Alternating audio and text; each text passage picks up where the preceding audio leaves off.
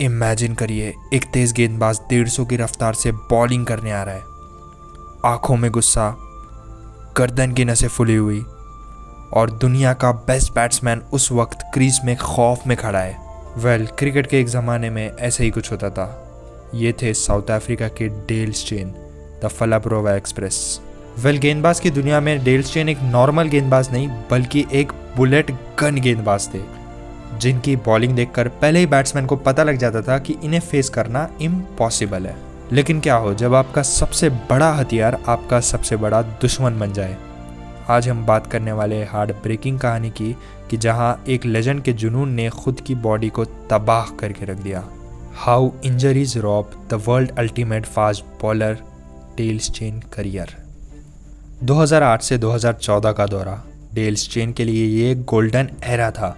Test cricket के इतिहास में लगातार 263 वीक्स यानी कि पूरे 4 साल से भी ज़्यादा ये दुनिया के नंबर 1 टेस्ट बॉलर रहे एंड ये रिकॉर्ड आज भी अनब्रोकन है। क्रिकेट में हमने बहुत सारे बॉलर्स ऐसे देखे हैं जिनका एक्शन एक परफेक्ट रिदम के साथ आता हो, लेकिन the most perfect text book bowler Dale stand थे, जिनका बॉलिंग एक्शन एक पोएटिक वॉयलेंस था।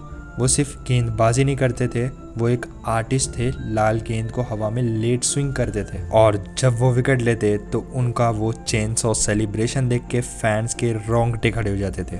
He was reaching the absolute pinnacle of fast bowling. लेकिन फास्ट बॉलिंग कोई आसान काम नहीं है। हर एक डिलीवरी के साथ आपके शोल्डर पर, आपके जॉइंट्स पर, आपके बॉडी पर एक बड़ा इम्पैक्ट पड़ता है एंड यही इम्पैक्ट धीरे धीरे टिकिंग बॉम्ब बनते जा रहा था डेल स्टेन के लिए। साल 2016 यहाँ से कहानी में एक ट्रेजेडिक टर्न आता है। स्टेन की बॉडी उनके इस एक्सट्रीम फिजिकल वर्कलोड का जवाब देना शुरू कर देती है। सबसे पहले सर्व ब्लोन इंजरीज, फिर हैमस्ट्रिंग पुल। लेकिन सबसे बड़ा झटका लगा नवंबर 2016 में ऑस्ट्रेलिया के खिलाफ पर्थ टेस्ट के दौरान। इमेजिन द सीन, स्टेन गेंदबाजी कर रहे थे और अचानक उनके कंधे से आवाज़ आती है। He fractured his right shoulder blade while bowling.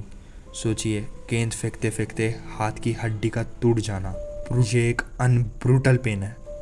वो उस दिन मैदान के बाहर तो गए एंड वही पल था कि उनके फास्ट बॉलिंग करियर का चैप्टर क्लोज हो जाता है। इसके बाद शुरू हुआ कभी ना कभी ख़त्म होने वाला विस्केलियस cycle of recovery and relapse. Dale Steyn महीने रिहैब करते एंड इंजरी से रिकवर हो जाते, फिर वो 2-3 टेस्ट के बाद फिर से दोबारा इंजर्ड हो जाते। कभी हील इंजरी, कभी शोल्डर इन्फ्लेमेशन, कभी हैमस्ट्रिंग इंजरी। एक इंटरव्यू में डेल स्टेन ने कहा, my mind wants to do it, my heart wants to do it, but my body just won't let me. ये वर्ड थे क्रिकेट के उस बादशाह के जो आज भी बैटल करना तो जानता था, लेकिन उसकी बॉडी उसे साथ नहीं दे रही थी। सोच के देखिए, आज हम फैंस को इतना दुख होता है, डेल स्टेन को कितना दुख होता होगा। डेल स्टेन ने आखिरकार 439 टेस्ट विकेट्स पर टेस्ट करियर को अलविदा कह दिया एंड वो ग्रेटेस्ट ऑफ ऑल टाइम तो बने, लेकिन क्रिकेट फैंस के लिए हमेशा एक सवाल छोड़ के गए, व्हाट इफ कभी डेल स्टेन इंजर्ड ही ना होते?